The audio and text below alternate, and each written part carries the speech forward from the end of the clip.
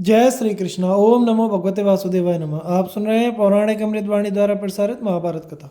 कथा को सुनने के लिए हमारे चैनल को लाइक शेयर एंड सब्सक्राइब करें। चलिए आगे की कथा प्रारंभ करते हैं।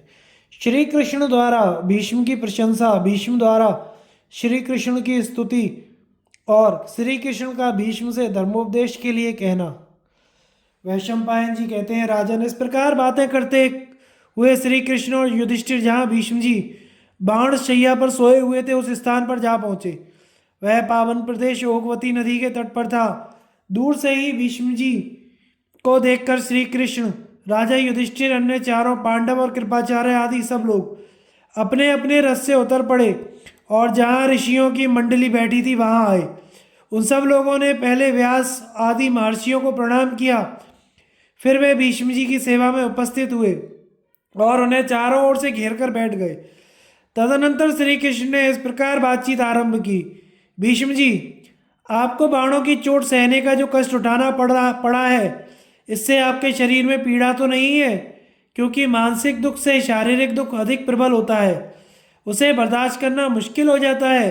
शरीर में एक छोटा सा कांटा भी चुभ जाए तो बड़ा कष्ट देता है, फिर जो बाणों के समूह पर ही सो रहा है उस आपके शरीर की पीड़ा के विषय में तो कहना ही क्या है।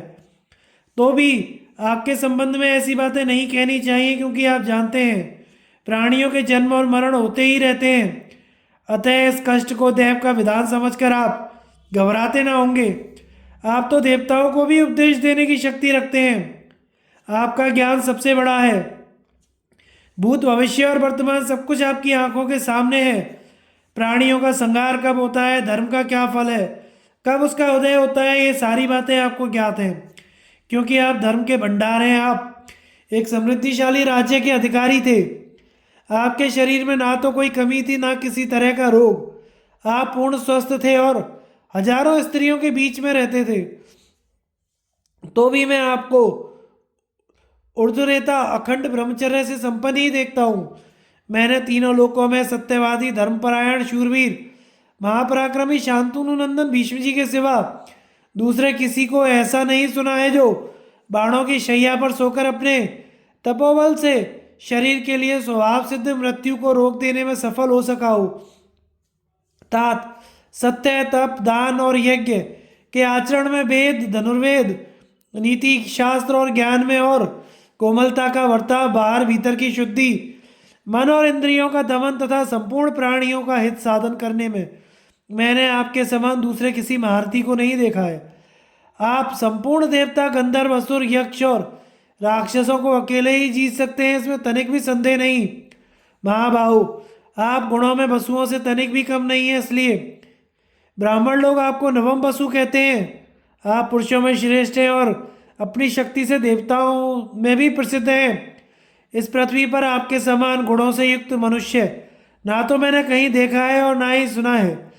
आप अपने संपूर्ण गुणों के कारण देवताओं से भी बढ़ चढ़कर हैं और अपनी तपस्या से चराचर लोकों की सृष्टि करने में समर्थ हैं। इसलिए आपसे एक निवेदन है, ये पांडुनंदन युधिष्ठिर अपने कुटुंबियों और सगे संबंधियों का नाश होने से बहुत दुखी हो रहे हैं।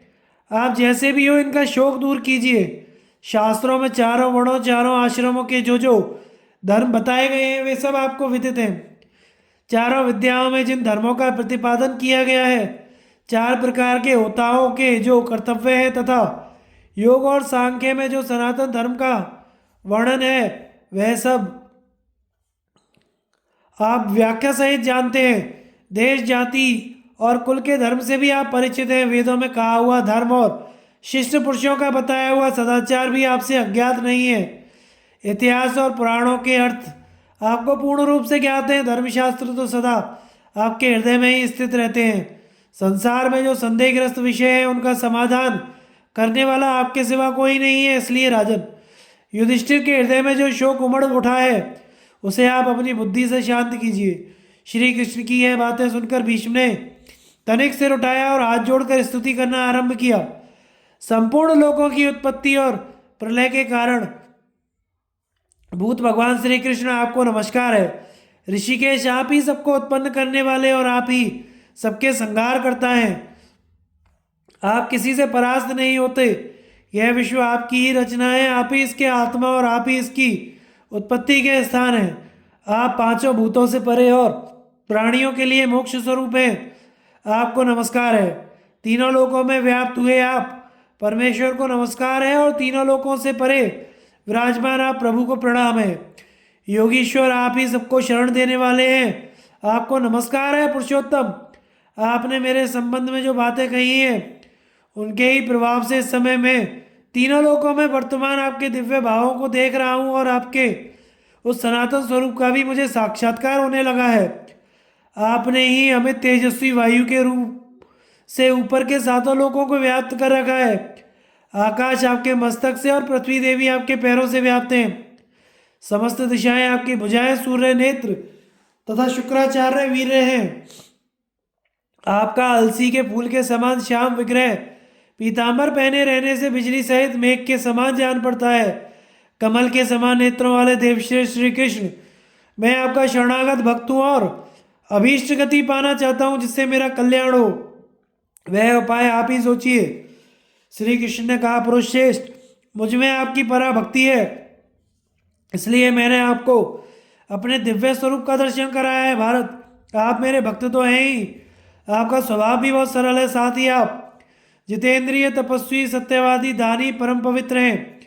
इसलिए आप अपनी तपस्या के बल से मेरे दर्शन पाने के अधिकारी हैं।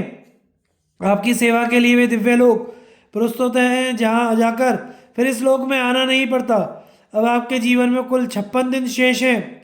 इसके बाद आप इस शरीर का त्याग करके अपने शुभ कर्मों के फलस्वरूप उत्तम लोकों में जाएंगे। देखिए, देवता और वसु विमानों में बैठकर आकाश में अदृश्य रूप से रहते हुए उत्तरायण सूर्य होने पर आपके आने की बाट जोते हैं। ज्ञानी पुरुष जिन लोकों में जाकर फिर इस संसार में नहीं आते, आप भी वहीं जाइएगा वीरवर। इस लोक से आपके चले जाने पर सारे ज्ञान लुप्त हो जाएंगे। अतः ये सब लोग धर्म का विवेचन कराने के लिए आपके पास आए हैं। इसलिए अब आप युधिष्ठिर को धर्म, अर्थ और योग की यथार्थ बातें सुनाकर शीघ्र ही इनका शोक दूर कीजिए। भीष्म का अपनी असमर्थता प्रकट करना और भगवान का उन्हें वरदान देकर जाना तथा दूसरे दिन पुनः सबके साथ वहां उपस्थित होना। वैशंपायन जी कहते हैं, श्री कृष्ण का यह धर्म और अर्थ से युक्त वचन सुनकर शांतनु नंदन भीष्म जी ने दोनों हाथ जोड़कर कहा, जगदीश्वर, आपकी बड़ी बाहें हैं। कल्याणकारी नारायण, आपकी महिमा से आप अपनी महिमा से कभी च्युत नहीं होते। आज आपकी बात सुनकर मैं आनंद मग्न हो रहा हूं। भला मैं आपके समीप क्या कह सकूंगा, जबकि वाणी का जो कुछ भी विषय है वह सब आपकी वेद रूप वाणी में स्थित है। जो मनुष्य देवराज इंद्र के निकट देवलोक का वृत्तांत बताने का साहस कर सके, वही आपके सामने धर्म, अर्थ, काम और मोक्ष की बात कह सकता है। मधुसूदन, इन बाणों के गढ़ने से जो कष्ट हो रहा है उससे मेरे मन में बड़ी वेदना है। सारा शरीर पीड़ा के मारे शिथिल हो गया है। बुद्धि काम नहीं देती। अब मुझ में कुछ भी कहने की प्रतिभा नहीं है। विष और आग के समान ये बाण मुझे निरंतर पीड़ा दे रहे हैं। बल कम होता जा रहा है, प्राण निकलने को उतावले हो रहे हैं। कमजोरी के कारण जीभ तालू में सट जाती है। ऐसी दशा में मैं कैसे बोल सकता हूँ भगवान? आप मुझ पर प्रसन्न होइए, क्षमा कीजिए, मैं कुछ बोल नहीं सकता। आपके पास धर्मोपदेश करते समय बृहस्पति को भी हिचक हो सकती है, तो मेरी तो बिसाती क्या है। मुझे ना दिशाओं का ज्ञान है, ना आकाश और पृथ्वी का ही भान हो रहा है। केवल आपकी शक्ति से जी रहा हूँ। इसलिए आप ही जिसमें धर्मराज का हित हो वह बात बताइए, क्योंकि आप शास्त्रों के भी शास्त्र हैं। श्री कृष्ण, आप जगत के कर्ता और सनातन पुरुष हैं। आपके रहते मेरे जैसे कोई मनुष्य कैसे उपदेश कर सकता है? क्या गुरु के होते हुए शिष्य उपदेश देने का अधिकारी है? श्री कृष्ण ने कहा, गंगानंदन, आपने जो बात कही है वह सर्वथा आपके योग्य है, क्योंकि आप सब विषयों के ज्ञाता हैं। इसके सिवा बाणों के प्रहार से होने वाले कष्ट के विषय में जो कहा है उसके लिए मैं प्रसन्न होकर आपको वर देता हूँ, उसे स्वीकार कीजिए। अब से आपको ना गिलानी होगी, ना मूर्छा, ना दाह होगा, ना रोग, भूख प्यास का कष्ट भी जाता रहेगा। आपके अंतःकरण में सब प्रकार के ज्ञान भाषित होंगे। आपकी बुद्धि किसी भी विषय में कुंठित ना होगी मन सदा सत्वगुण में स्थिर रहेगा, उस पर रजोगुण और तमोगुण का असर नहीं होगा। आप जिस किसी धर्म या अर्थयुक्त विषय का चिंतन करेंगे उसमें आपकी बुद्धि सफलतापूर्वक बढ़ती जाएगी। आप दिव्य दृष्टि पाकर स्वेज, अंडज, उद्विज और जरायुज इन चारों प्रकार के प्राणियों को देख सकेंगे और अपनी ज्ञान दृष्टि से संसार बंधन में पड़ने वाले जीवों का भी साक्षात्कार कर सकेंगे। वैशंपायन जी कहते हैं, तदनंतर व्यास आदि संपूर्ण महर्षियों ने ऋक, यजु और सामवेद के मंत्रों से भगवान श्री कृष्ण का पूजन किया। आकाश से फूलों की वर्षा हुई, सब प्रकार के बाजे बज उठे। इतने में ही सूर्यदेव पश्चिम में अस्त होते दिखाई देने लगे। उस समय सब महर्षि उठकर खड़े हो गए।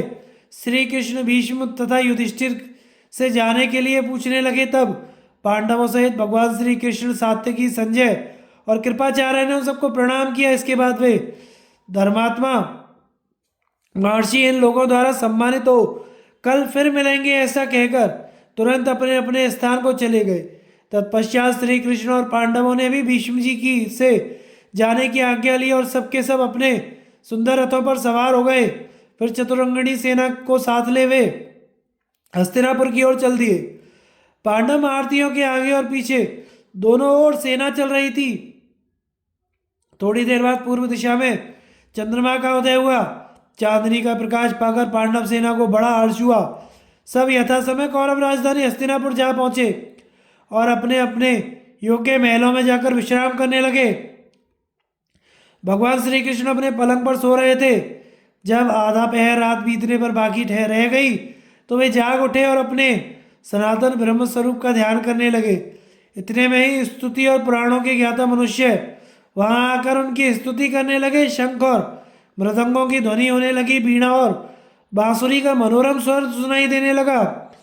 राजा युधिष्ठिर के महल में भी मांगलिक गाने बजाने होने लगे। इधर भगवान श्री कृष्ण ने शैया से उठकर प्रातः स्नान किया, फिर गुह्य गायत्री मंत्र का जप करके अग्नि के पास बैठकर हवन किया। तत्पश्चात चारों वेदों को जानने वाले 1000 ब्राह्मणों को बुलाकर प्रत्येक को 1,000 गौएं दान की। फिर मांगलिक वस्तुओं का स्पर्श करके सात्यकी को आज्ञा दी, युयुधान, राजमहल में जाकर पता तो लगाओ क्या राजा युधिष्ठिर भीष्म जी के दर्शनार्थ चलने को तैयार हो गए हैं। श्री कृष्ण की आज्ञा पाकर सात्यकी तुरंत राजा के पास गए और कहने लगे, राजन, भगवान श्री कृष्ण भीष्म जी के निकट चलने को तैयार हो गए हैं, केवल आपकी बाट जोते हैं। अब आप जो उचित समझे करें। यह सुनकर युधिष्ठिर ने अर्जुन से कहा, धनंजय, मेरा रथ जोत कर तैयार कराओ। आज सेना साथ नहीं जाएगी, सिर्फ हम लोगों को ही चलना है। आगे चलने वालों को भी आज रोक देना चाहिए। आज से भीष्म जी धर्म के गुण रहस्यों का उपदेश करेंगे, अतः जिनकी उसे सुनने में रुचि नहीं है ऐसे लोगों की भीड़ में नहीं जुटाना चाहता। युधिष्ठिर की आज्ञा मानकर अर्जुन ने वैसा ही प्रबंध किया। उन्होंने आकर सूचना दी, महाराज का रथ तैयार है। तब युधिष्ठिर, भीम, अर्जुन, नकुल और सहदेव सब एक रथ पर सवार हो श्री कृष्ण के भवन पर गए। उनके पहुंचने पर सात्यकी सहित श्री कृष्ण भी रथ पर सवार हुए। रथ पर बैठे बैठे ही सबने एक दूसरे से पूछा, रात कुशल से बीती है ना। फिर परस्पर वार्तालाप करते हुए सबके सब कुरुक्षेत्र की ओर चल दिए, जहाँ भीष्म जी बाणशैया पर शयन कर रहे थे। वहां जा पहुंचे, जाते ही सब लोग रथ से उतर पड़े और अपने दाहिने हाथ उठाकर ऋषियों के प्रति सम्मान भाव प्रदर्शित करने लगे। तदनंतर सबके साथ राजा युधिष्ठिर ने भीष्म जी के दर्शन किए। श्री कृष्ण और भीष्म जी की बातचीत तथा भीष्म का आश्वासन पाकर युधिष्ठिर का प्रश्न करने के लिए तैयार होना। जन्मजी ने पूछा, महामुने, जब पांडव बाणशैया पर सोए हुए भीष्म जी की सेवा में उपस्थित हुए उस समय क्या क्या बातें हुई, सब मुझे बताइए। वैशंपायन जी कहते हैं, राजन, उस समय वहाँ नारद आदि महर्षि और बहुत से सिद्ध भी पधारे थे।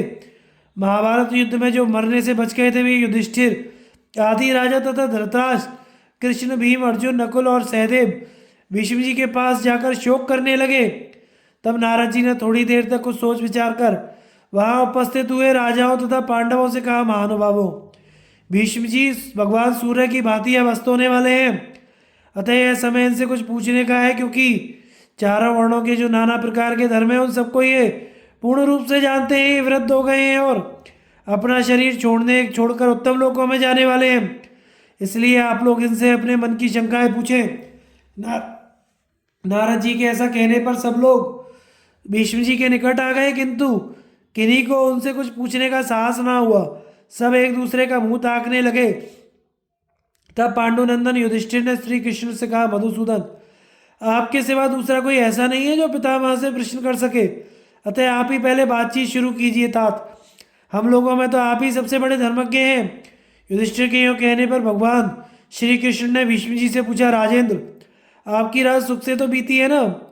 अब तो आपकी बुद्धि का विवेक जागृत हो गया होगा, सब प्रकार के ज्ञान भाषित हो रहे हैं ना? अब आपके हृदय में कोई दुख तो नहीं है? मन की घबराहट दुख दूर हो गई है ना? भीष्म जी ने कहा, वसुदेव, मेरे शरीर की जलन, मन का मोह, थकावट, विकलता, शोक और रोग, ये सब आपकी कृपा से तत्काल दूर हो गए थे। अब मैं हाथ पर रखे हुए फल की भांति भूत, भविष्य और वर्तमान तीनों काल की बातें स्पष्ट देख रहा हूँ। वेदों में जो धर्म बताए गए हैं तथा वेदांत द्वारा जिनको जाना गया है, उन सब धर्मों को मैं आपके वरदान के प्रभाव से जानता हूँ। जनार्दन, श्रेष्ठ पुरुषों ने जिस धर्म का उपदेश किया है वह भी मेरे हृदय में है। मैं देश, जाति और कुल के धर्मों से अपरिचित नहीं हूँ। चारों आश्रमों में धर्मों का जो तत्व है वह भी मेरे मन में स्फुरित हो रहा है। इस समय संपूर्ण राजधर्मों को भी मैं जानता हूँ। जिस विषय में कुछ भी कहने योग्य बातें हैं उन सब का मैं वर्णन करूँगा आपकी कृपा से। अब मेरे मन में कल्याणमयी बुद्धि का प्रवेश हुआ है। आपके ध्यान से मेरा बल इतना बढ़ गया है कि अब मैं जवान सा हो गया हूँ।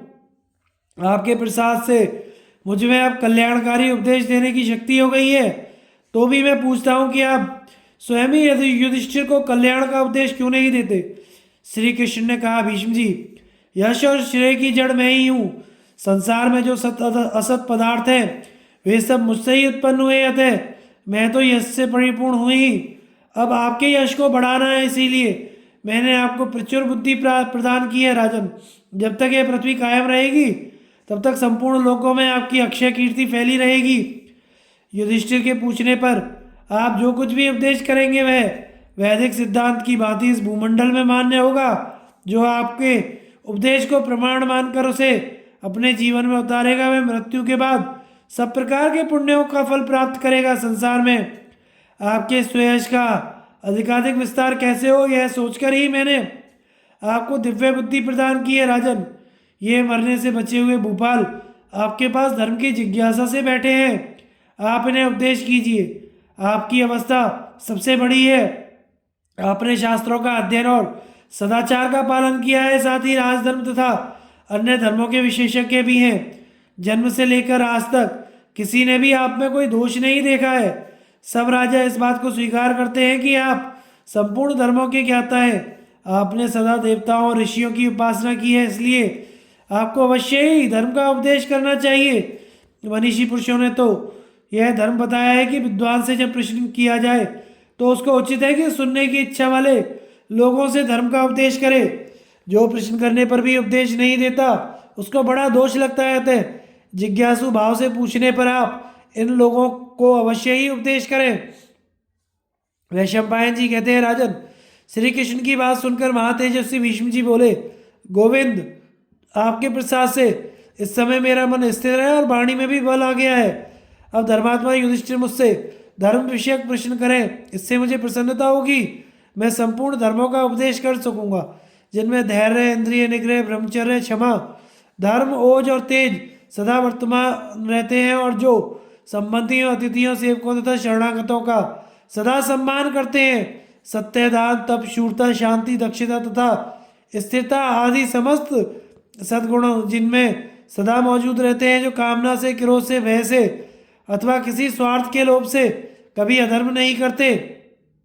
यज्ञ, वेदाध्ययन और धर्म में जिनकी सदा प्रवृत्ति रहती है, जिन्हें शास्त्रों का रहस्य श्रवण किया है तथा जो नित्य शांत रहते हैं, वे पांडुनंदन युधिष्ठिर ही मुझसे प्रश्न करें।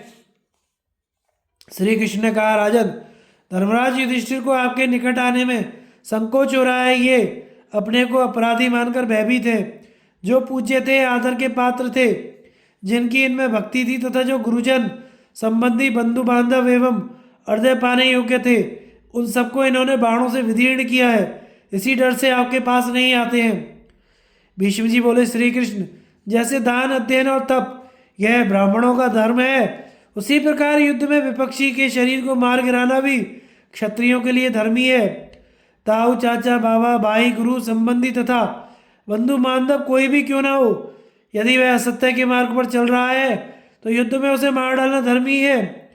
गुरु भी यदि लोभ से फंसकर पाप का साथ देता हो और अपने नियत आचार का त्याग कर चुका हो, तो उसे जो युद्ध में मार डालता है वह क्षत्रिय धर्मज्ञ ही है।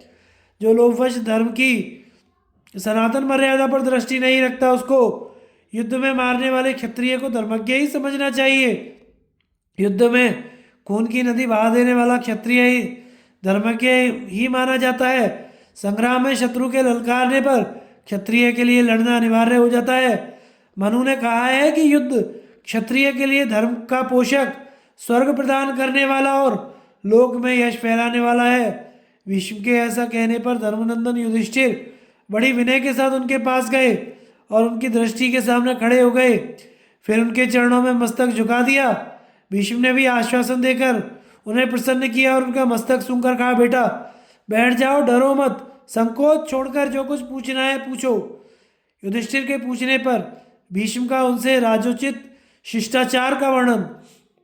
वैशंपायन जी कहते हैं, तदनंतर युधिष्ठिर ने श्री कृष्ण और भीष्म को प्रणाम करके समस्त गुरुजनों की आज्ञा लेकर प्रश्न किया। युधिष्ठिर बोले, पितामह, धर्म को जानने वाले ऐसा मानते हैं कि राजा का धर्म श्रेष्ठ है, अतः आप मुझे राजधर्मों को विस्तार के साथ बताइए।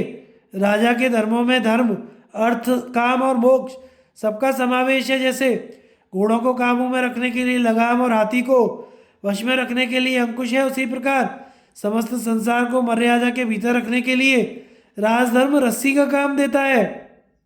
प्राचीन राजर्षियों ने जिसका सेवन किया है, उसी राजधर्म में यदि राजा मोहवश प्रमाद कर बैठे तो संसार की व्यवस्था ही गड़बड़ हो जाती है और सब लोग व्याकुल हो जाते हैं। जैसे सूर्यदेव उदय होते ही अंधकार का नाश कर देते हैं, उसी प्रकार राजधर्म मनुष्यों की अशुभ गति का निवारण करता है। अतः सबसे पहले मेरे लिए राजधर्मों का ही निरूपण कीजिए, क्योंकि आप संपूर्ण धर्मात्माओं में श्रेष्ठ हैं।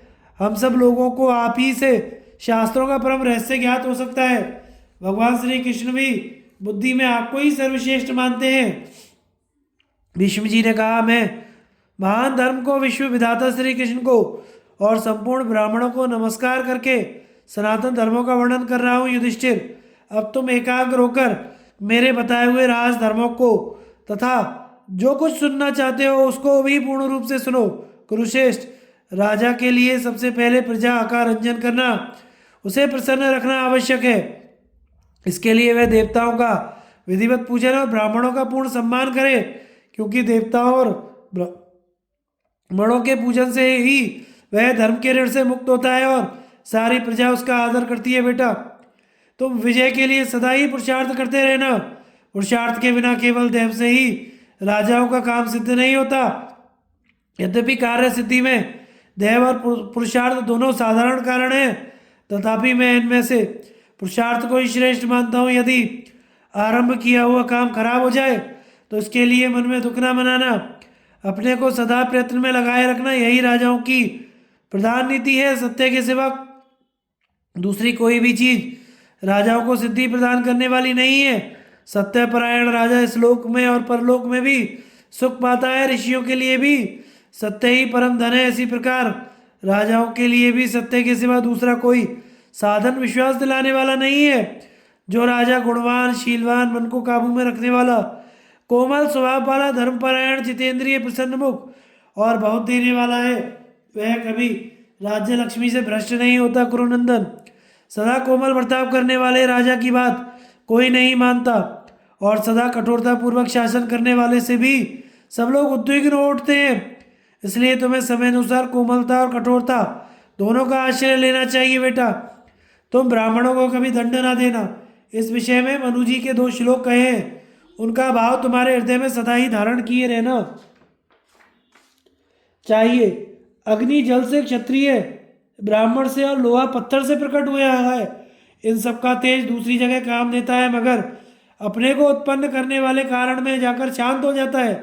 जब लोहा पत्थर पर मारा जाता है, आग पानी पर लाई जाती है और क्षत्रिय ब्राह्मण से द्वेष करने लगता है, तो वे तीनों ही दुर्बल पड़ जाते हैं, दुख उठाते हैं। यह सोचकर तुम्हें ब्राह्मणों को सदा ही नमस्कार करना चाहिए। यद्यपि ऐसी बात है, तथापि ब्राह्मण भी तीनों लोगों को हानि पहुंचाने लगे तो उनको भी बाहुबल से परास्त करके दंड देने में कोई हर्ज नहीं है। इस विषय में शुक्राचार्य ने 2 श्लोक बताए हैं, उनका अभिप्राय ध्यान देकर सुनो। ब्राह्मण वेदांत का विद्वान ही क्यों ना हो, यदि वह शस्त्र उठाकर युद्ध में सामना करने के लिए आ रहा हो तो धर्म पालन करने वाले राजा को उसे स्वयं धर्मानुसार अवश्य कैद करना चाहिए। उसके द्वारा नष्ट होते हुए धर्म की जो रक्षा करता है वही धर्मज्ञ है। आतताई को मारने से वह धर्म का नाशक नहीं माना जाता। क्रोध में भरे हुए आतताई को तो उसका क्रोध ही नष्ट करता है, इतना अवश्य ध्यान रखने की बात है। ब्राह्मण अपराध करे तो उसे देश निकाले का ही दंड देना चाहिए, उसे शारीरिक दंड देने का विधान नहीं है। जैसे वसंत ऋतु का सूर्य ना तो अधिक ठंडक ठंडक पहुंचाता है, ना ही कड़ी धूप ही करता है, उसी प्रकार राजा को भी ना बहुत कोमल होना चाहिए, ना बहुत अधिक कठोर। प्रत्येक अनुमान, उपमान और आगम, इन चारों प्रमाणों के द्वारा अपने पराई की पहचान करनी चाहिए। तुम सब प्रकार के व्यसनों का परित्याग कर देना, क्योंकि व्यसन में आसक्त हुए मनुष्य का संसार में अपमान होता है। प्रजा के साथ राजा का बर्ताव गर्भिणी स्त्री के समान होना चाहिए। जैसे गर्भिणी स्त्री अपने मन को अच्छे लगने वाले भोजन आदि का त्याग करके केवल गर्भस्थ बालक के हित का ध्यान करती है, उसी प्रकार धर्मात्मा राजा को भी अपनी भलाई का ख्याल ना करके जिसमें सब लोगों का है तो वही काम करना चाहिए। पांडुनंदन, तुम धैर्य का कभी त्याग ना करना।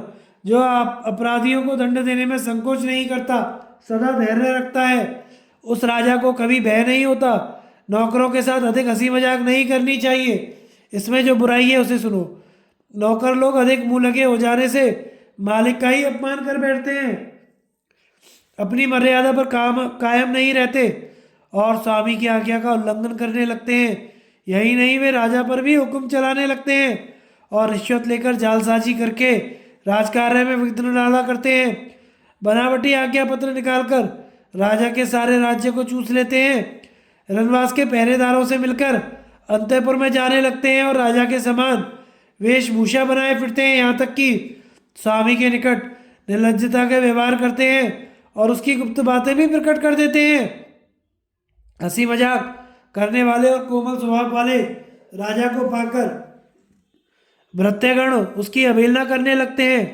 उसकी सवारी में रहने वाले हाथी, घोड़े तथा रथ भी अकेले चढ़कर घूमते हैं। आम दरबार में बैठकर दोस्तों की तरह बराबरी का बर्ताव करते हुए कहते हैं, राजन, आपसे इस काम का होना कठिन है, आपका यह बर्ताव बुरा है।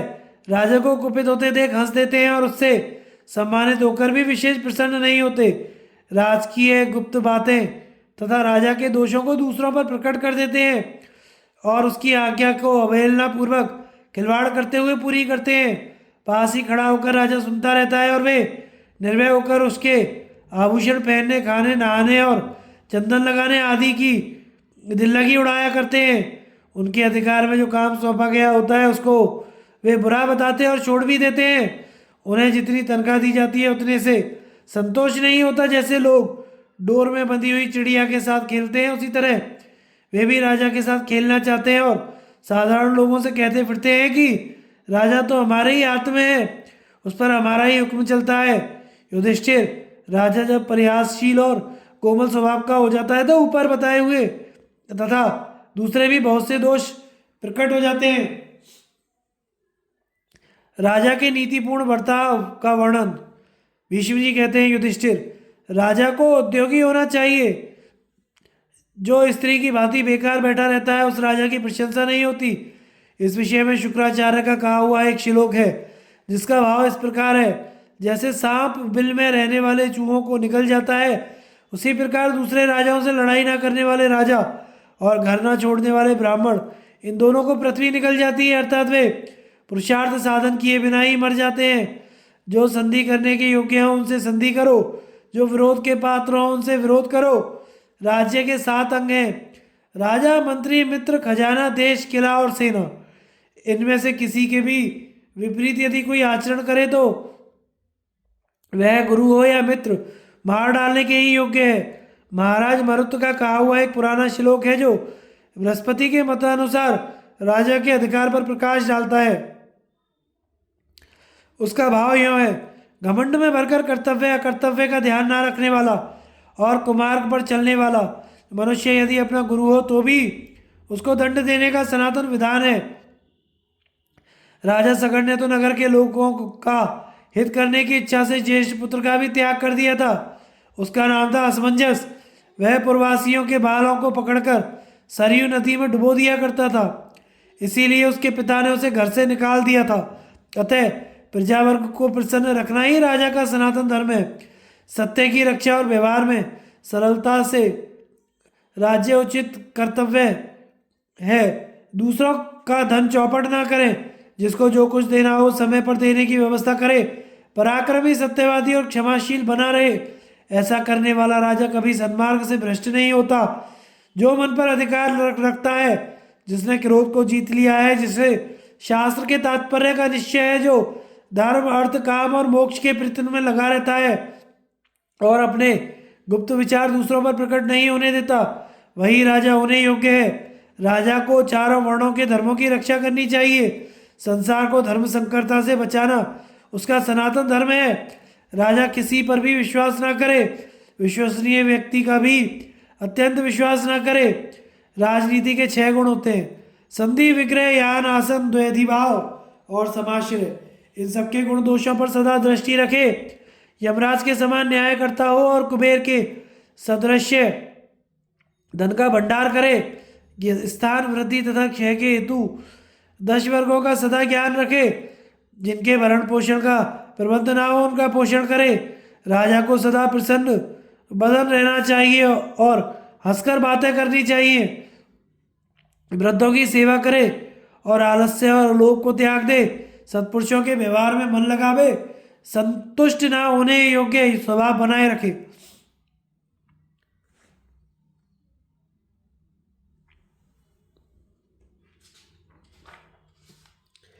श्रेष्ठ पुरुषों का धन ना छीने। दुष्टों से धन लेकर सत्पुरुषों को दान करे। स्वयं दंड और कर ले, दूसरों को भी दान दे। मन को वश में रखे, समय पर दान करे और सदा शुद्ध सदाचारी रहे।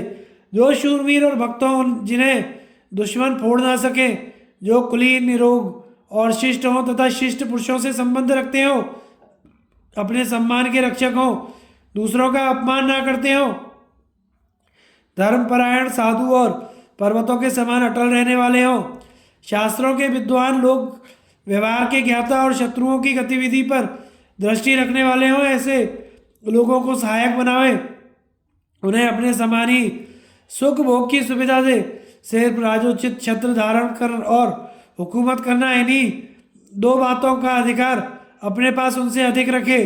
सामने अथवा परोक्ष में उनके प्रति एक सा ही बर्ताव करे। ऐसा करने वाला राजा कभी कष्ट नहीं उठाता।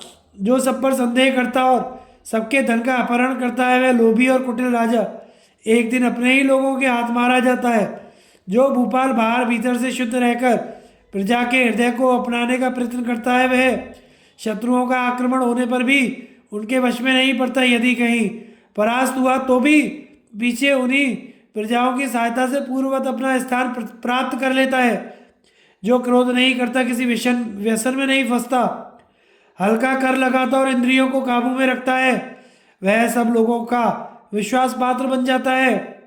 जो बुद्धिमान, त्यागी, शत्रुओं की कमजोरी समझने में प्रवीण, चारों वर्णों के न्याय अन्याय को जानने वाला, शीघ्र काम करने वाला, क्रोध को जीतने वाला, उदारचित्त, कोमल स्वभाव वाला, काम करने में संलग्न और आत्म प्रशंसा से दूर रहने वाला है, जिसके राज्य में मनुष्य निर्भय होकर विचरते हैं, वही राजाओं में सर्वश्रेष्ठ है।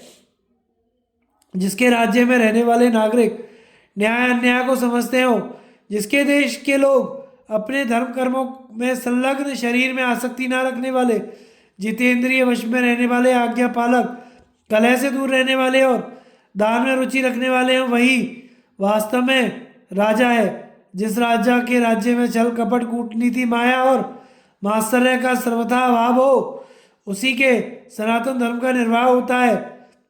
जो विद्वानों का आदर करता है, शास्त्रीय अर्थ के चिंतन तथा परोपकारी कार्य में लगा रहता है, जो सत्पुरुषों के मार्ग पर चलता है और दान किया करता है, शत्रु जिसके गुप्त विचारों को ना जान सकें और जासूसों को ना पहचान सकें, वही राजा राज्य चलाने योग्य समझा जाता है। राज्य चाहने वाले राजाओं के लिए प्रजाओं की रक्षा से बढ़कर और कोई सनातन धर्म नहीं है। मनु ने राजधर्म का वर्णन करते हुए 2 श्लोक कहे हैं, जिनका भाव इस प्रकार है।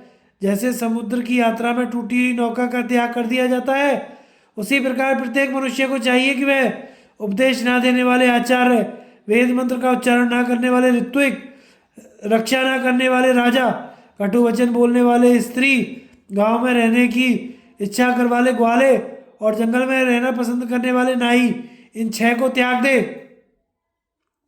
राज्य शासन के कुछ साधनों का वर्णन। भीष्म जी बोले, युधिष्ठिर, यह प्रजा पालन के समस्त धर्मों का सार है। भगवान बृहस्पति जी ने भी इस न्याय कुल धर्म की प्रशंसा करते की है। उनके सिवा भगवान विशालाक्ष, तपस्वी शुक्राचार्य, इंद्र, दक्ष, मनु, भारद्वाज, मुनिवर, गौरशिरा और राजधर्म की रचना करने वाले अन्य वेदवादियों ने भी प्रजापालन की ही प्रशंसा की है। अब मैं तुम्हें राजाओं के कुछ साधन सुनाता हूँ। गुप्तचर, जासूस रखना, दूसरे राष्ट्रों में अपना प्रतिनिधि राजदूत नियुक्त करना, समय पर वेतन और भत्ता देना, युक्ति के साथ कर लेना, अन्य से प्रजा को ना चूसना, सत्पुरुषों से मेल करना, वीरता, कार्य कुशलता, सत्य, प्रजा का हित चिंतन, सत्पुरुषों को ना त्यागना, कुलीन मनुष्यों को पास रखना, संग्रह योग्य धान्य आदि को जमा करना, बुद्धिमानों को अपना सहायक बनाना, सेना को उत्साहित करना, प्रजा की स्वयं देखभाल करना, काम करने में कष्ट का अनुभव ना करना, कोष की वृद्धि करना, स्वयं नगर की रक्षा का पूरा प्रबंध करना, इस विषय में दूसरों पर विश्वास ना करना, प्रवासियों ने कोई गुट बना लिया हो तो उसमें फूट डलवा देना, शत्रु मित्र और मध्यस्थों पर यथोचित दृष्टि रखना, सेवकों में गुटबंदी ना होने देना, अपने अपने नगर का निरीक्षण करना, नीति धर्म का पालन करना, दुष्टों को देश से बाहर निकाल देना, ये सब बातें राजधर्म का मूल है। बलवान पुरुषों को अपने दुर्बल शत्रु को भी छोटा नहीं समझना चाहिए। आग थोड़ी सी भी हो तो भी जला डालती है और विष बहुत कम मात्रा में हो तो भी मार डालता है। जो राजा क्रूर होते हैं वे अपने विशाल राज्य को काबू में नहीं रख सकते और जो बहुत कोमल प्रकृति के होते हैं वे उच्च पद का भार नहीं संभाल सकते। इसलिए राजा में क्रूरता और कोमलता दोनों का मेल रहना चाहिए। युधिष्ठिर, यह मैंने तुम्हें थोड़ा सा राजधर्म सुनाया है। अब तुम्हें जिस बात में संदेह हो वह पूछ लो। वैशंपायन जी कहते हैं, राजन, भीष्म जी का वक्तव्य सुनकर भगवान व्यास, देवस्थान, अश्व, वासुदेव, कृप, सात्यकी, संजय बड़े प्रसन्न हुए और बहुत अच्छा कहकर उनकी प्रशंसा करने लगे। फिर कुरुश्रेष्ठ युधिष्ठिर ने नेत्रों में जल भरकर उनके चरण छुए और कहा, दादाजी, अब सूर्य अस्त होने वाला है, इसलिए मैं कल आपसे अपना संदेह पूछूंगा। इसके बाद श्री कृष्ण, कृपाचार्य और युधिष्ठिर आदि पांडवों ने ब्राह्मणों को नमस्कार कर भीष्म जी की परिक्रमा की और फिर रथों पर सवार हो धृष्टद्युति नदी के तीर पर आए। वहां स्नान, तर्पण, संध्योपासन करके जपादि से निवृत्त हो वे हस्तिनापुर को चले गए। ब्रह्मा जी के नीति शास्त्र तथा राजा पृथु के प्रसंग का वर्णन। वैशंपायन जी कहते हैं, जन्मजय, दूसरे दिन प्रातःकाल ही पांडव और यादव लोग नित्य कर्म से निवृत्त हुए और फिर रथों पर चढ़कर कुरुक्षेत्र की ओर चल दिए। वहां भीष्म जी के पास पहुंचकर उन्होंने व्यास आदि महर्षियों को प्रणाम किया और उनसे आशीर्वाद पावे भीष्म जी के चारों ओर बैठ गए। फिर परम तेजस्वी राजा युधिष्ठिर ने भीष्म जी का यथा योग्य सत्कार करते हुए हाथ जोड़कर पूछा, पितामह, लोकों में यह जो राजा शब्द प्रसिद्ध है इसकी उत्पत्ति कैसे हुई? यह मुझे बताने की कृपा करें, जिससे हम राजा कहते हैं वह भी एक मनुष्य ही है। उसके शरीर और प्राण भी अन्य पुरुषों के समान ही है तथा जन्म मरण आदि सब गुणों में भी वे दूसरों मनुष्यों के समान ही है। फिर भी शूरवीर और सत्पुरुषों से पूर्ण इस पृथ्वी का वह अकेला ही क्यों पालन करता है? मुझे आप इसका यथार्थ कारण जानने की अभिलाषा है। अतः आप इसका पूरा रहस्य बताने की कृपा करें। भीष्म जी बोले, राजन, सतयुग के आरंभ में राज्य या राजा नाम की कोई चीज नहीं थी। उस समय ना कोई दंड था ना दंड देने वाला। सब प्रजा आपस में धर्म के नाते एक दूसरे की रक्षा करती थी। पीछे सब लोग मोह में पड़ गए, इससे उनका विवेक नष्ट हो गया।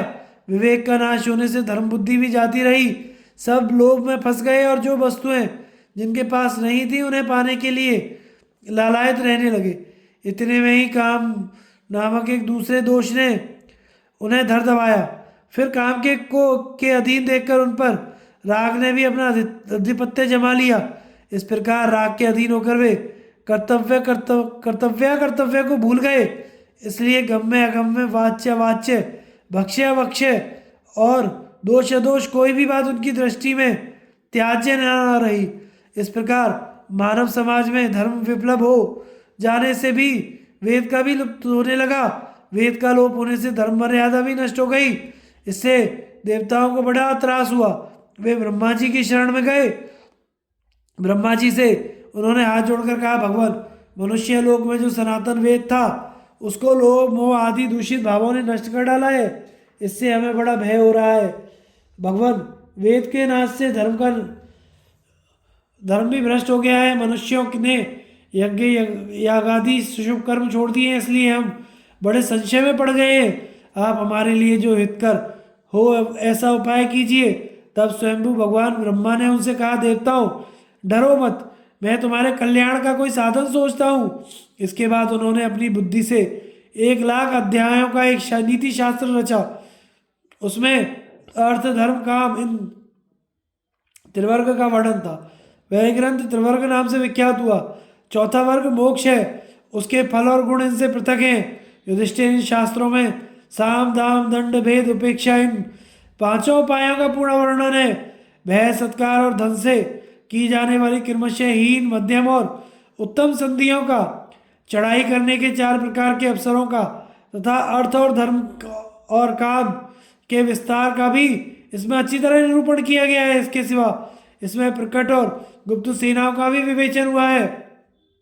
इनमें प्रकट सेना 8 प्रकार की है और गुप्त सेना के अनेकों भेद हैं।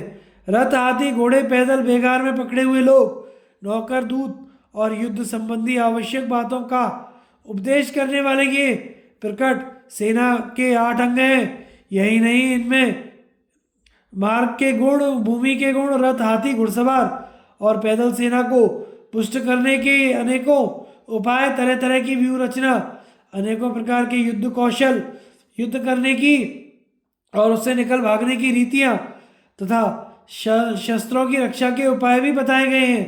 दूत की शक्ति से होने वाली राष्ट्रीय वृद्धि, शत्रु मित्र तथा और तटस्थों के विभाग, बलवानों के नाश और अवरोध शासन संबंधी अनेकों सूक्ष्म कार्य, मल्ल क्रीड़ा और शस्त्र संचालन की विधियां, जिनके भरण पोषण का कोई संबंध ना हो, उनका पालन और उनकी देखभाल, सुपात्र को दान देना, व्यसनों से बचना, राजा के गुण, सेनापति के लक्षण, अर्थ धर्म और काम के साधन तथा उनके गुण दोष, अपने आश्रयों की जीविका का विचार, सबके प्रति सशंक रहना, प्रमाद से बचना, जो वस्तु मिली ना हो उसे पाना और प्राप्त वस्तु की वृद्धि करना, बढ़ी हुई वस्तु सुपात्रों को देना, धन के लिए धन लगाना, धर्म के लिए धन लगाना तथा भोग और दुख निवृत्ति में भी धन का उपयोग करना, इन सब बातों का इस शास्त्र में वर्णन हुआ है। काम और क्रोध से होने वाले 10 उग्र व्यसनों का भी इसमें उल्लेख है। नीति शास्त्र के आचार्यों ने मृगया, द्यूत, मद्यपान और स्त्री प्रसंग, ये 4 काम जनित तथा वाणी की कटुता, उग्रता, मारपीट, शरीर को कैद कर लेना, त्याग देना और आर्थिक हानि पहुंचाना, ये 6 क्रोध से होने वाले व्यसन बताए गए हैं। तरह तरह के यंत्र और उनकी क्रियाओं का, शत्रु के राष्ट्र को पीड़ित करने का तथा उसकी सेना पर चोट करने और उसके निवास स्थानों को नष्ट करने का भी इस ग्रंथ में उल्लेख है। बारी की विधि, सेना की सामग्री, कवच धारण और कवचादि बनाने की विधि, ये सब बातें इस शास्त्र में बताई गई हैं। ढोल नगाड़े शंख और दुंदुभी आदि रणवाद्यों को बजाना, मणि पशु पृथ्वी वस्त्र दास दासी और स्वर्ण, इन 6 पदार्थों को प्राप्त करना और शत्रु की इन 6 चीजों को नष्ट करना, नए जीते हुए प्रांत में शांति स्थापित करना, सत्पुरुषों का होम की विधि, भोजन की व्यवस्था, सर्वदा आस्तिक वृद्धि, मधुर भाषण तथा उत्सव और समाज आदि के अवसर पर होने वाली घरेलू बातें, इन सभी का इस शास्त्र में निरूपण किया हुआ है। इन चारों पदार्थों के लक्षण और इन्हें प्राप्त करने के उपाय तथा जिन साधनों से मनुष्य आर्य धर्म के पतन ना हो, उन सभी का इसमें वर्णन है। इस नीति शास्त्र की रचना हो जाने पर ब्रह्मा जी को बड़ा हर्ष हुआ और उन्होंने इसे इंद्र को दे दिया। ब्रह्मा जी बोले, यह दंड नीति के नाम से विख्यात विद्या तीनों लोकों में विद्यमान है। वास्तव में दंड से ही राज व्यवस्था चलती है। यह दंड नीति 6 गुणों से युक्त है। महात्माओं में इसका अग्रस्थान होगा। इस शास्त्र धर्म मोक्ष, धर्म अर्थ काम मोक्ष सभी का विचार है। तब सबसे पहले भगवान शंकर ने उस नीति शास्त्र को ग्रहण किया। उन्होंने जीवों की आयु घटती देख उस शास्त्र को संक्षिप्त किया। यह ग्रंथ वैशालाक्ष कहलाता है। इंद्र ने इसे ग्रहण किया। कुल 10,000 अध्याय थे। फिर भगवान इंद्र ने भी इसे संक्षिप्त किया। इसमें केवल 5,000 अध्याय रह गए। तब यह ग्रंथ बाहुदंतक कहलाया। इसके बाद बृहस्पति जी ने इसे 3 सहस्त्र अध्यायों में संकुचित किया और यह ग्रंथ बृहस्पत्य नाम से प्रसिद्ध हुआ। फिर योगाचार्य शुक्र जी ने इसे संक्षिप्त करके 1,000 अध्यायों में रचा। इस प्रकार महर्षियों ने मनुष्य की आयु का ह्रास होते देख लोक हित की दृष्टि से इस शास्त्र को बहुत संक्षिप्त कर दिया। इस नीति शास्त्र की रचना के बाद मृत्यु की मानसी पुत्री सुनीता से राजा अंग के द्वारा वेन का जन्म हुआ। वह राग द्वेष के अधीन होकर प्रजा में अधर्म का प्रचार करने लगा। यह देखकर वेदवादी मुनिजनों ने उसे अभिमंत्रित कुशाओं से मार डाला। फिर देश में अराजकता फैल जाने देखकर उन्होंने वेन के दाहिने हाथ का मंथन किया। उससे एक इंद्र के समान रूपवान पुरुष प्रकट हुआ। उसका शरीर कवच से सुशोभित था। कमर में तलवार लटक रही थी। कंधे पर धनुष बाण थे। वह वेद वेदांगों का ज्ञाता और धनुर्विद्या में पारंगत था। उस वेन पुत्र ने हाथ जोड़कर कहा, मुनिगण, मुझे धर्म और अर्थ का निर्णय करने वाली सूक्ष्म बुद्धि प्राप्त है। इसके द्वारा मुझे क्या करना चाहिए, यह ठीक ठीक बताइए। देवता और महर्षियों ने कहा, जिस कार्य में तुम्हें धर्म की स्थिति जान पड़े उसी को निश्चंक होकर करो। प्रिय अप्रिय की परवाह ना करके सब जीवों की प्रति समान भाव रखो। काम, क्रोध, लोभ और मान को दूर से ही नमस्कार कर दो। सर्वदा धर्म पर दृष्टि रखो और जो मनुष्य धर्म से विचलित होता दिखाई दे उसका अपने बाहुबल से दमन करो। सर्वदा वंदनीय है। वेद पुत्र ने कहा, महानुभाव, ब्राह्मण के लिए सर्वदा वंदनीय है। ब्राह्मण तो मेरे लिए सर्वदा वंदनीय है। उन्हें मैं दंड ना दे सकूंगा। मुनियों ने कहा, ठीक है। अब वेद निधि भगवान शुक्राचार्य उसके पुरोहित बने और बाल खिल्लियों ने मंत्री का कार्य संभाला। यह वेद पुत्र पृथु विष्णु भगवान से 8वीं पीढ़ी पर था। सुनते हैं, पृथु के समय पृथ्वी बहुत ऊंची नीची थी। उन्होंने ही पत्थर डलवाकर इसे समतल किया है। कहते हैं भगवान विष्णु, इंद्र, देवगण, प्रजापति, ऋषि और ब्राह्मण इन सब ने मिलकर पृथु का अभिषेक किया था। स्वयं पृथ्वी देवी भी रत्नों की भेंट लेकर उनकी सेवा में उपस्थित हुई थी। समुद्र, हिमालय और इंद्र ने उन्हें अक्षय धन दिया था तथा यक्ष और राक्षसों के स्वामी भगवान कुबेर ने भी बहुत धनराशि भेंट की थी। युधिष्ठिर, राजा पृथु के संकल्प करते ही करोड़ों हाथी, रथ, घोड़े और पैदल प्रकट हो गए। उनके राज्य में बुढ़ापा, दुष्काल, आदि व्याधि तथा सर्प, चोर और या आपस में एक दूसरे के प्रति किसी प्रकार का भय नहीं था। जिस समय वे समुद्र में होकर चलते थे उसका जल स्थिर हो जाता तथा पर्वत उन्हें रास्ता दे देते थे। उन्होंने इस पृथ्वी से 17 प्रकार के धान्य धोए थे। महात्मा पृथु ने इस लोक में धर्म की वृद्धि कर ली थी और सारी प्रजा का रंजन किया था, इसलिए वह राजा के नाम से विख्यात हुए। ब्राह्मणों का क्षति त्राण करने से वह क्षत्रिय हुआ तथा उसने धर्मानुसार भूमि को प्रथित पालित किया था, इसलिए इसका नाम पृथ्वी पड़ गया। स्वयं भगवान विष्णु ने उनके विषय में ऐसी मर्यादा कर दी थी कि राजन, जो कोई पुरुष तुम्हारी आज्ञा का उल्लंघन नहीं करेगा तुमसे बढ़कर नहीं होगा।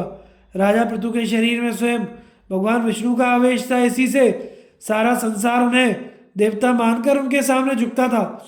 राजन, इसलिए गुप्तचरों के द्वारा प्रजा की गति विधि पर दृष्टि रखकर तुम्हें सर्वदा उसका दंड नीति के अनुसार पालन करना चाहिए। ऐसा ना हो कि उसके साथ मिलकर कोई शत्रु तुम्हारा पराभव कर दे। राजा यदि शुभ कर्म करता है तो वह प्रजा के भले के लिए ही होता है, उसके दैवी गुणों के सिवा और ऐसा क्या कारण हो सकता है कि जिससे सारा देश एक व्यक्ति के अधीन रहे।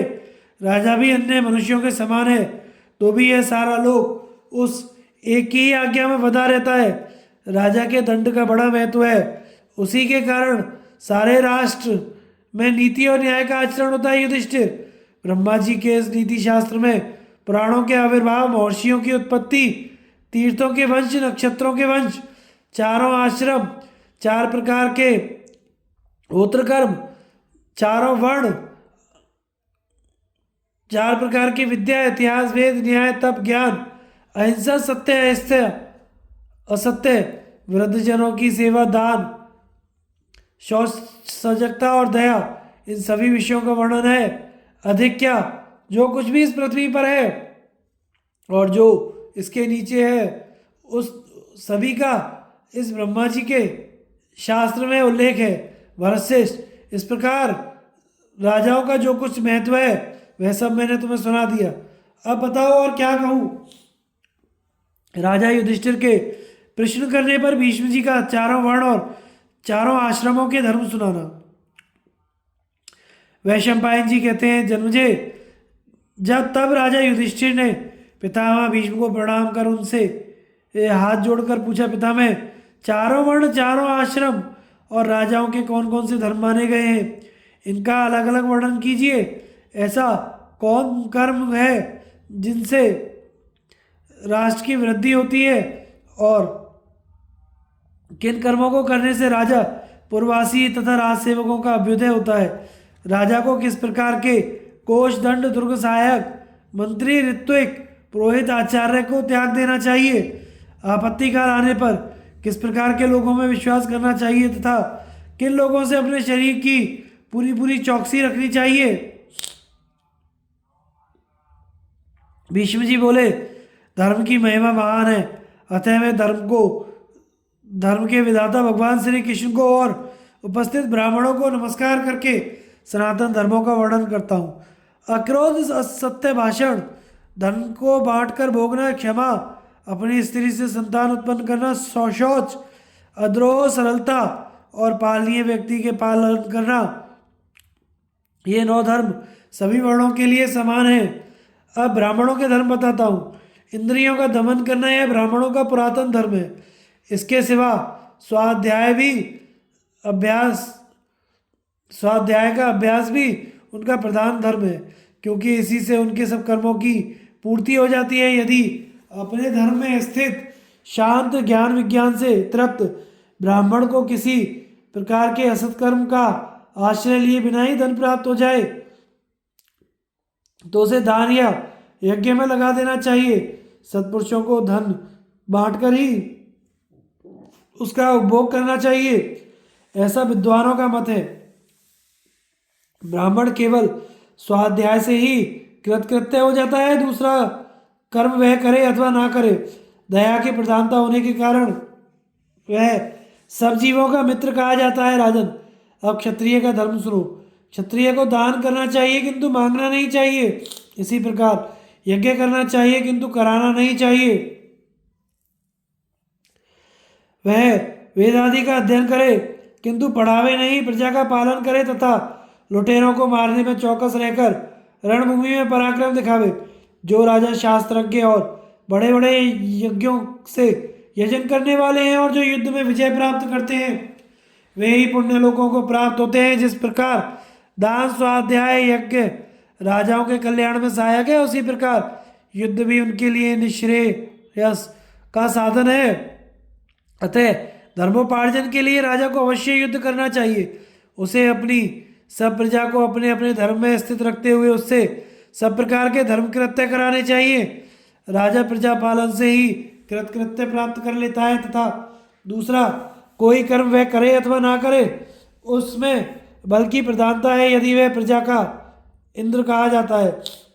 इसके बाद मैं वैश्य का सनातन धर्म सुनाता हूँ। दान, अध्ययन, यज्ञ और पवित्र साधनों से धन संग्रह करना ही उसके प्रधान कर्तव्य है। इसके सिवा उसे सावधानी से सब प्रकार के पशुओं का पालन करना चाहिए। यदि वह किसी शास्त्र विरुद्ध कर्म का आचरण करता है तो उसे विकर्म कहा जाता है।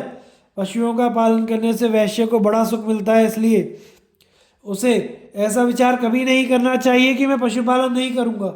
अब तुम्हें शूद्र का धर्म बताता हूँ। ब्रह्मा जी ने शूद्रों को 3 वर्णों के दासत्व के लिए रचा है, इसलिए उन्हें उनकी सेवा शुश्रूषा में लगे रहना चाहिए। उनकी सेवा करने से ही उन्हें बड़े से बड़ा सुख मिल सकता है। शूद्र को धन संचय कभी नहीं करना चाहिए, क्योंकि धन पाकर वह पाप में प्रवृत्त हो जाता है और अपने से बड़े ब्राह्मण आदि को वह अपने अधीन रखने लगता है। उसे कोई धार्मिक कृत्य करना हो तो राजा की आज्ञा पाकर वैसा कर सकता है। अब मैं उसकी वृत्ति का वर्णन करता हूँ, जिससे उसकी आजीविका का निर्वाह हो सकता है। तीनों वर्णों को शूद्र का भरण पोषण अवश्य करना चाहिए।